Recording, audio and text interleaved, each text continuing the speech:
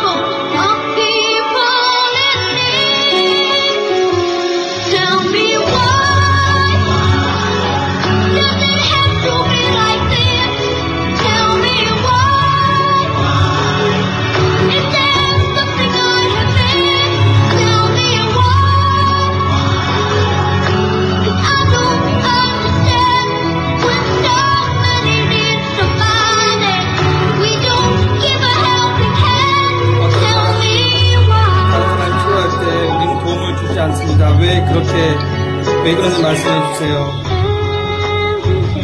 매일 나는 자신에게 묻습니다. 어린이 되기 전에 내가 무엇을 해야 하는가?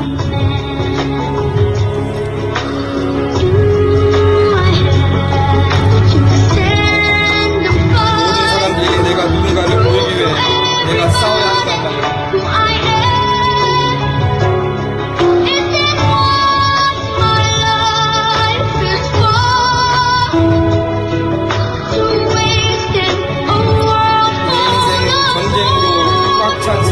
버려지기 위해 필요한 것인가요?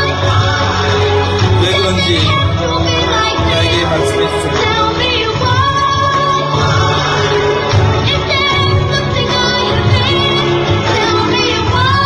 내가 놓친 것이 무엇인지 이해할 수 없으니 왜 그런지 말씀해 주세요. 누군가가 다른 사람의 도움이 필요할 때 내 도움의 손길을 내밀지 않습니다. 왜 그런지 말씀해 주세요.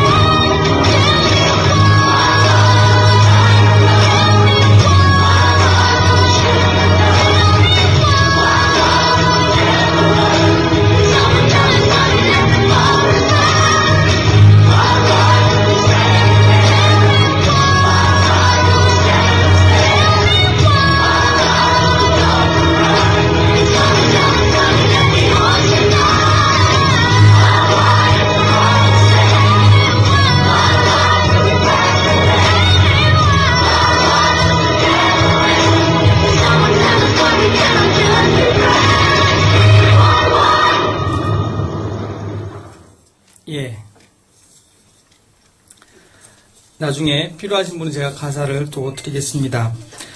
이 아이가 본 13살에 작사한 그리고 자기가 노래한 곡입니다. 이 아이 눈에 왜 세상이 도대체 자기가 이해할 수 없는 전쟁과 폭력 그리고 도대체 어른들은 도대체 무엇을 그리고 사는지 자신의 답답함을 필요한 얘기한 그런 노래입니다. 이런 때, 이 현실이 바로 이런 때에 우리가 오늘 이야기하는 생명, 정의, 평화를 이야기하고 있는 것입니다. 얼마나 절실한지 모르겠습니다. 근데 오늘 사실은 제가 뭐 정의가 왜 중요한지, 평화가 왜 중요한지, 생명이 왜 중요한지 이런 얘기를 하고 싶지는 않습니다. 여러분 그 얘기는 이미 다 너무 많이 들어서 아마 여러분 다 알고 있으라고 생각합니다. 중요한 것은 그게 무엇인지, 개념이 무엇인지, 또 평화가 무엇인지 그 뜻만 찾고 있는 것으로는 부족하다는 것입니다. 예를 들어서요, 요 몇 년 전에 또 몇 년 사이에 우리가 우리나라에 굉장히 많이 팔린 책 중에 하나가 정의란 무엇이라는 책이 있습니다. 수십만 권이 팔렸습니다. 사람들이 정의란 무엇인가에 관심을 가졌습니다. 그런데 그 수년 동안에 정의가 우리나라에 살아났나요? 그렇지 않습니다. 정의에 대해서 안다고, 평화에 대해서 안다고, 생명에 대해서 안다고 생명과 정의와 평화가 이 땅에 이루어지지 않습니다. 그러면 이제 우리가 되물어야 됩니다. 어떻게 하면, 어떻게 해야 우리가 생명과 정의와 평화를 이룬 삶, 생명과 정의와 평화 이룬 사회가 될 수 있을까? 그것을 위해서 나는 무엇을 해야 하고 또 할 수 있는가? 정의를 위하고 평화를 위해 싸우는 사람들이 수도 없이 많은데 그리스도인으로서 나는 무엇을 해야 되는가? 그들과는 또 나는 뭐가 다른가? 어떤 마음 자세로 해야지 우리가 정말 정의와 평화와 생명의 문화 이루는 데 기여할 수 있을까? 이런 물음을 가지고 오늘 이 말씀을 함께 나누도록 하겠습니다. 오늘 읽은 우리가 함께 외친 이 표에는 하나의 중요한 고백이 담겨 있습니다. 생명의 하나님라고 고백합니다. 우리는 하나님을 생명의 하나님으로 고백합니다. 그렇습니다. 우리가 믿는 하나님은 죽은 자의 하나님이 아니라 산 자의 하나님입니다. 죽음의 하나님이 아니라 또는 죽임의 하나님이 아니라 생명의 하나님입니다. 우리가 만난 하나님은 죽음의 하나님이 아니라 죽임의 하나님이 아니라 살림의 하나님입니다. 이 고백, 이건 단지 교리적인 고백이 아닙니다. 만약에 우리가 이 고백만 있다면 사실은 우리는 두려움이 없을 것입니다. 죽음의 두려움, 죽임에 대한 두려움도 없을 것입니다. 또한 이 고백만 우리가 제대로 한다면 우리 앞에 오는 두려움 없기 때문에 불의에 대해서 항거할 수 있고 저항할 수가 있는 것입니다. 그런데 우리가 단지 하나님을 이렇게 생명의 하나님을 고백한다고 충분하지 않습니다. 입술로 고백한 고백만으로는 충분하지 않습니다. 중요한 것은 우리가 이 하나님을 생명의 하나님으로 체험하는 것입니다. 하나님의 생명을 체험하는 것입니다. 하나님의 생명을 체험하지 않고서는 우리가 하나님을 생명의 하나님이라고 고백하는 것이 부당합니다. 어떻게 하면 우리가 하나님의 생명을 체험할 수 있을까? 어떻게 하면 하나님의 생명이 나의 생명력으로 맞닿아질 수 있을까? 우리 어머니들이 아이를 임신하면 태아가 뱃속에 자라지 않습니까? 그럼 뭘로 연결되어 있죠? 탯줄로 연결되어 있습니다. 만약에 어머니의 탯줄이 아기와 끊기면 그 아이는 죽고 맙니다. 그리고 어머니도 위험하게 됩니다. 마찬가지로 하나님과의 우리의 탯줄이 있어요. 하나님과 우리가 만난 생명선이 있습니다. 이 생명의 탯줄로 하나 된 하나님과 우리가 생명력으로 만나지지 않으면 우리가 아무리 생명의 하나님 고백해도 그 생명력은 우리의 생명이 될 수가 없는 것입니다. 생명의 하나님의 강한 생명력을 받아내고 그것을 체험하는 그런 그리스도인이 되지 않고서는 우리가 정의와 평화를 위해서 제대로 싸울 수가 없는 것입니다. 그렇다면 어떻게 생명의 하나님을 만날 수 있을까? 어떻게 하면 하나님의 생명력을 우리의 생명력으로 간직할 수 있을까? 그것이 오늘 이사야 말씀의 첫 구절입니다. 하나님의 영, 위로부터 내려오는 하나님의 영이 없이는 그 하나님의 생명력이 우리 안에 임할 수가 없다는 것입니다. 하나님의 영, 바로 그 하나님의 영이 내 영과 하나님을 연결시켜주는 탯줄입니다. 생명선입니다. 오늘 말씀해 보면 위에서 영을 우리에게 부어주사 광야가 아름다운 밭이 되며 아름다운 밭을 숲으로 여기게 되리라. 이사야가 우리에게 전해주는 말씀입니다.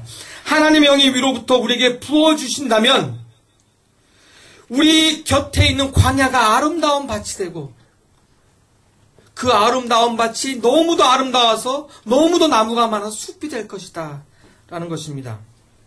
실제로 이 사건이 벌어졌습니다.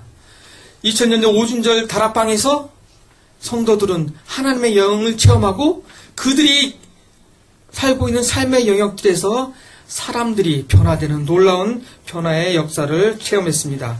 하늘의 영 없이는 우리가 결코 생명력 넘치는 그리스도인으로 살아갈 수가 없는 것입니다. 사랑하는 우리 주민교회 교회 여러분, 이것을 여러분 확실하게 믿으시기 바랍니다. 하나님의 영이 우리와 함께 하심을 믿으시기 바랍니다.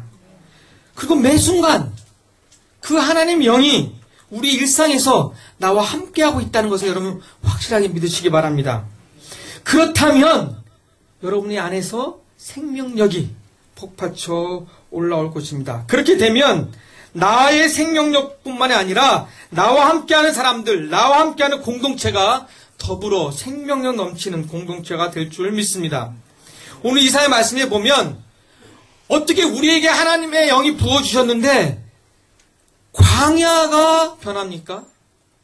어떻게 광야가 숲이 됩니까? 어떻게 그 삭막한 땅이 내가 하나님의 영을 받았는데 그 광야가 변화돼서 열매가 넘쳐나는 그런 열매가 풍부한 땅이 됩니까?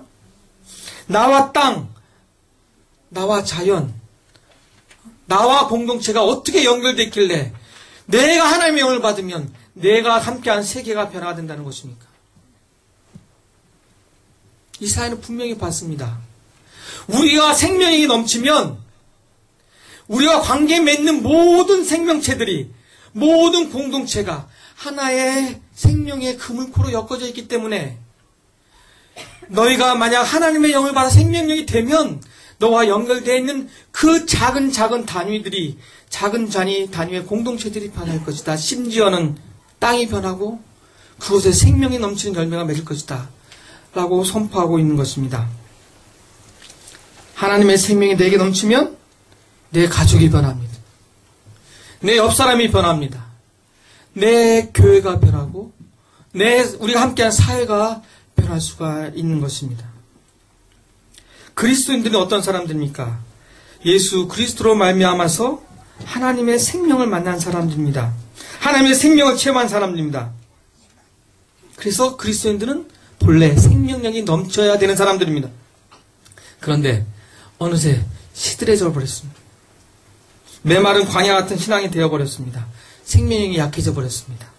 다시 한번 우리가 하나님의 생명력을 통해서 우리의 시들어진 메마른 땅같이 돼버린 우리의 영혼이 다시 한번 하나님의 생명이 넘치는 땅으로 변화되기를 간절히 축원합니다.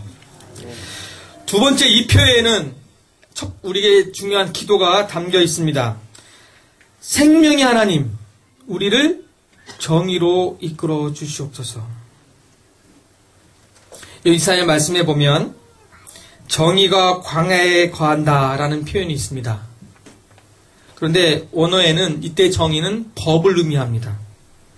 법이 통하는 사회가 된다는 것입니다. 법이 정의롭게 집행된다는 것입니다. 불법이 없다는 것입니다. 그런 사회가 된다는 것입니다. 그때 어느 때에 우리가 하나님의 생명력으로 넘치는 그때가 되면 우리를 통해서 법이 통하는 사회가 된다는 것입니다. 이사야는 하나님의 영이 우리에게 임하고 그것이 광야가 변화해서 생명 넘친 땅이 되고 그 사회가 법이 통하는 사회, 정의가 통하는 사회가 되는 것을 선포하고 있는 것입니다. 우리 또한 그렇게 믿고 있습니다. 우리는 사회의 일원이기 때문에 사실 우리는 사회 구조에 많은 영향을 받고 있습니다. 그런데 그 법이 잘못되면 그 사회 구조가 잘못 시행되기 때문에 많은 희생을 당할 수밖에 없는 것입니다. 여러분 작년 2012년도 국제투명성 기구에서 공무원들과 정치인들의 어떤 부패 정도를 파악해서 발표한 부패 지수라는 것이 있습니다. 한국이 45위를 차지했습니다. 45등을 했습니다. MB 정권 들어와서 39위에서 45위로 떨어졌습니다. 6단계나 그 부패 지수가 높아졌습니다. 그 얘기는 그만큼 법과 정의가 실현되지 못하고 있다는 것입니다. 그런데 45위다, 39위다, 어떤 지수가 중요한 게 아니고요. 물론 그거 중요합니다만, 그 지수에 감춰져 있는, 그렇게 부패되고, 그렇게 불의가 넘쳐났을 때, 그 속에서 희생되는 사람들을 우리가 잊지 말아야 됩니다. 6단계가 떨어졌다는 것은요, 단순히 6단계, 6위에 떨어졌다는 어떤 지수 문제가 아니라, 그 불의에, 그 고통에, 얼마나 많은 사람들이, 더 많은 사람들이 고통을 당했는가. 그것을 기억해야 됩니다. 불법 사찰, 강자, 부자의 유리한 법적 집행, 그래, 그 많은 사람들이 억울해하고, 그 많은 사람들이 고통을 당했다는 것을 기억해야 됩니다. 우리가 정의를 얘기할 때 또 한 가지 기억할 것은, 하나님은 정의를 위해 싸우는 사람들을 필요로 하고 있다는 것입니다. 근데 그 사람은 의인이어야 됩니다. 의인 없이 의로운 법, 의로운 사회구조, 정의로운 사회 이루어질 수 없다는 것입니다. 여러분들 소돔과 고모라 기억하시죠? 소돔과 고모라의 의인 10명은 찾으셨습니다. 많은 사람들이 법이 바뀌고 사회 구조가 바뀌고 제도가 바뀌면 우리가 얼마든지 정의로울 수 있을 것이다. 아니요. 사람이 바뀌지 않으면, 정의로운 사람이 서지 않으면 정의로운 제도와 정의로운 법 아무리 고치고 뜯어내도 정의로운 사회가 될 수 없습니다. 하나님은 의인을 통해서 역사하십니다. 아무리 정의를 외치고 아무리 우리가 정의를 꿈꾼다 해도 우리가 정의로운 사람이 되지 못하면, 내 개인이 의로운 사람이 되지 못하면 이 사회는 정의로운 사람 되기 요원합니다. 많은 기독교인들이 이렇게 이분법적으로 생각하는 경향이 있습니다. 보수 기독교인들은 아주 개인적이고 종교적인 의미에서 의로운 사람, 그래서 내가 됐다, 친히 의롭게 택함을 받았다, 그래서 예수 그리스도를 말미암아 나는 의로운 사람이 됐다. 그래서 그 의로움이라는 것을 개인적이고 내면적이고 종교적인 것에 국한한 사람이 있습니다. 또 한편 진보적인 그런 그룹에 있는 사람들은 개인의 의나 개인의 칭의보다는 사회 정의, 사회의 의로움, 이것에 집중하다 보니까 개인이 얼마나 의로운지에 대해서 사실은 등한시할 때가 있습니다. 칭의, 정의로움, 이건 하나입니다. 우리가 예수 그리스도를 말미암아서 의롭게 되었다라는 그 믿음은 바로 그 믿음이 바로 이 사회의 정의를 위해서 새로 의인으로서 살아갈 수 있다는 그 믿음입니다. 칭의와 사회의 정의는 결코 둘이 아닌 것입니다. 우리가 그것을 머리로만 이해할 것이 아니라 실제로 고백해야 됩니다. 그리고 우리가 날마다 의로운 사람으로서 삶을 살아가야 됩니다. 우리 그리스도인들이 정의를 위해 싸울 때 달라야 되는 이유가 그런 것입니다. 다른 사회운동하는 많은 분들도 정말 정의를 위해 싸웁니다.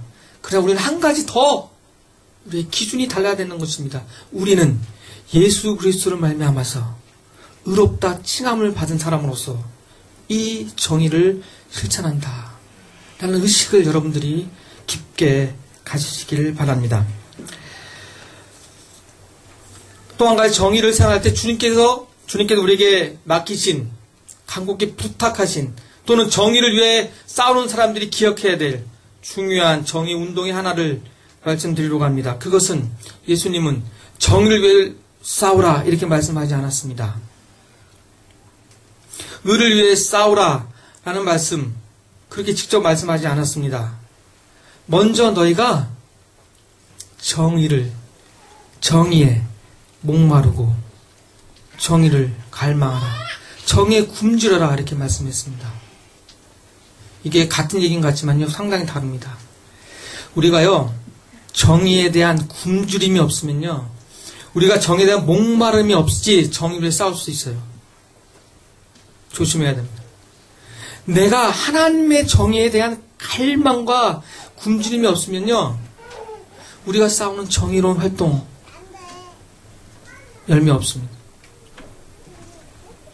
예수님 우리에게 먼저 너희가 정의의 의를 위해 굶주리고 목말라 하기를 권하십니다. 그런 사람이 복이 있다고 얘기하셨고, 그런 사람에게 정의가 배부름으로 또는 갈증을 채우는 해가라는 정의가 낼 거라고 말씀해 주십니다. 정의에 배고파하고 목말라 하는 저와 여러분 되시기를 간절히 축원합니다. 내 안에, 우리 교회 안에, 이 사회 안에, 역사 속에 정의가 살아서 움직이기를 먼저 갈망하십시오. 그렇게 되면 우리가 지금 싸우는, 정의를 싸우는 그 정의가 우리가 지금보다 훨씬 더 빨리 도달하게 될 것입니다. 사람들이 철탑에 오르고 천만농성을 하고 또는 투신을 하고 분신을 하고 정말 이렇게 난리를 쳐야 정말 정의롭게 조금 뭔가 이럴 것 같은, 꿈쩍도 안 하는 이 사회, 이 사회의 기운을 바꾸기 위해서는 먼저 우리가 정의에 대한 갈망, 정의에 대한 목마름이 더 커져야 될 줄 믿습니다. 두 번째, 이 표현 속에는 이런 기도가 담겨 있습니다. 생명의 하나님, 우리를 평화로 이끄소서. 정의와 평화로 이끄소서 그랬는데, 이건 두 가지 기도입니다. 그러니까 평화로 이끄소서. 그리고 이사야는 이렇게 얘기합니다. 정의의 열매가 평화다. 정의가 펼쳐지면, 정의가 온전하게 실현되어야 평화가 이루어질 거다. 이렇게 얘기하는 것입니다. 정의 없이는 평화가 없다는 것입니다. 정의가 실현되는 그 속에서 우리는 평화의 열매를 얻을 수 있다는 것입니다. 정의가 없는 평화는 우리는 그것을 거짓 평화라고 부릅니다. 겉으로는 평화인 척하지만, 평화의 세상인 척하지만 사실은 평화가 없다라는 것입니다. 그래서 우리는 이전 2000년째 예수님께 싸웠던 로마 평화를 통해서 우리가 알 수 있습니다. 예수님께서 그 거짓 평화와 싸웠습니다. 그래서 예수님께서 이렇게 말씀했습니다. 내가 평화를 주러 온 줄 아느냐? 아니, 나는 칼을 주러 왔다. 무슨 칼? 거짓 평화를 내리치는 칼. 불의를 내리치는 칼. 거실을 잘라버리는 정의가 없으면 참된 평화도 없다는 말씀입니다. 주님 우리에게 이렇게 평화를 말씀하시면서 평화의 사도가 되라고 말씀해 주셨습니다. 그리고 평화를 이룰 수 있는 아주 중요한 평화 운동의 한 방법을 말씀했습니다. 예수님께서 제자들을 파송할 때 제자들에게 이렇게 당부했습니다. 너희들은 아무것도 가지고 가지 마라. 전대도 가지 마요. 그리고 완전히 빈털털리로 가서 가가호 집을 방문하라. 그리고 이렇게 말하라. 평화를 빕니다. 예수를 전하라. 하나님 나라를 전하라. 이것보다도 그 방문하면 평화의 인사를 하라. 이렇게 얘기했습니다. 그런데 그 평화 인사를 그 사람들이 받으면 어떻게 된다고요?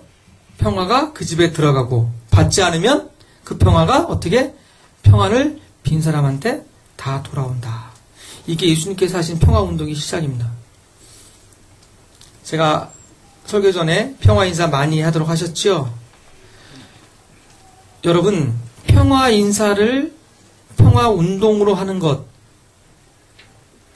이게 예수님께서 우리에게 주신 평화의 전략입니다. 이게 평화운동이 될까? 여러분 의심되죠? 평화운동이 될까요? 여러분 그냥 한 번은 인사할 수 있어요. 여러분 그죠? 처음 만나 평화 빕니다. 인사할 수 있어요. 그런데요 매일 집을 가가오 방문하면서 평화를 빕니다. 진심과 진정된 마음으로 평화를 빕니다. 라고 할 수 있는 사람은요 정말 평화로운 존재입니다. 평화를 빈다는 것은요 그만큼 그 사람이 평화의 존재가 되어 있다는 것입니다. 그리고 그렇게 빌어지는 평화는 그 사람들에게 전달된다는 것입니다. 그 사람의 평화의 기운이 넘친다는 것입니다. 평화의 마음이 그 사람에 스며든다는 것입니다. 그 사람이 평화롭게 된다는 것입니다. 예수 그리스도 이름으로 평화를 비는 것, 평화 인사하는 것, 그것이야말로 우리 그리스도인들이 해야 될 가장 중요한 평화 운동입니다. 여러분 믿습니까? 여러분 평화의 인사를 많이 하십시오. 하실 때 건성으로 하지 마시고 진심을 담아서 평화 인사를 하십시오. 그러면 그 평화가 그분에게 전달됩니다. 만약 그분이 받지 않으면 그 평화가 어떻게 돼요? 자기한테 돌아옵니다. 이렇게 손해 안 보는 장사가 어디 있습니까? 네? 만약 그 평화를 전한 사람이 가짜 평화를 전했다. 진심으로 평화를 전하지 않고 그냥 건성으로 평화를 전했다. 근데 상대방이 그 평화를 받지 못했다. 그러면 그것이 어떻게 돼요? 그것도 자기한테 와요. 그러니까 그것 조심해. 정말 우리가 예수 그리스도의 뜻을 따라서 평화의 인사를 나누는 공동체가 되기를 간절히 바랍니다. 이제 설교를 마치겠습니다. 우리 오늘 나눈 이 새해 주민교회 표 하나의 기도문입니다. 하나의 고백입니다. 우리가 그렇게 되어지기를 바라야 됩니다. 하나님께서 당신의 영을 우리에게 부어주지 않으면 우리는 생명력을 잃습니다. 라고 고백해야 됩니다. 하나님이 우리를 정의롭게 여기시고 정의로 인도해 주셔야 우리가 비로소 정의를 실천해 나갈 수 있습니다. 라고 기도해야 됩니다. 마찬가지로 하나님, 우리를 평화로 이끌어 주세요. 그래서 우리가 그 평화에 다다라야 우리가 다시 평화로의 평화를 전할 수가 있습니다.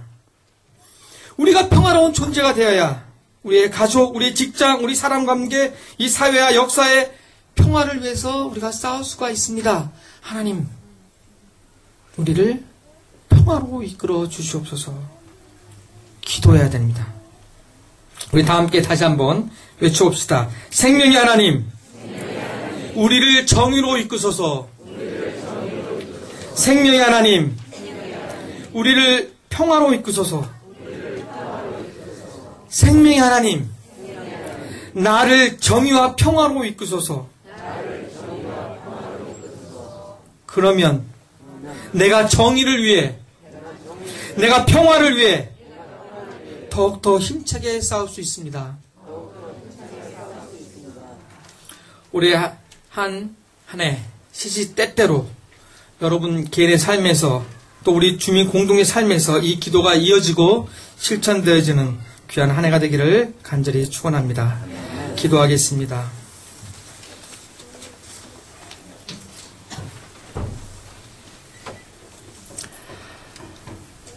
하나님, 우리에게 이처럼 소중한 고백과 기도를 우리 주민 공동체 한 해의 표로 삼게 하셔서 감사합니다. 하나님, 이 표에 부끄럽지 않게 살아갈 수 있도록 우리 주민 공동체 한 해 하나님 붙들어 주시옵소서. 생명의 하나님을 고백하게 하시고 생명의 하나님을 체험하게 하시고, 그래서 우리가 생명 넘치는 그리스도인이 되게 하셔서 정의와 평화를 생명력 넘치게 전하는 당신의 귀한 아들들 되게 인도해 주시옵소서. 우리 앞에 놓여있는 모든 불의의 장벽들, 갈등의 장벽들, 미움의 장벽들, 폭력의 담들을 당당하게 뚫고 나가는 당신의 귀한 공동체 될 수 있도록 하나님 힘과 용기를 허락해 주시옵소서. 예수 그리스도 이름으로 기도합니다. 아멘.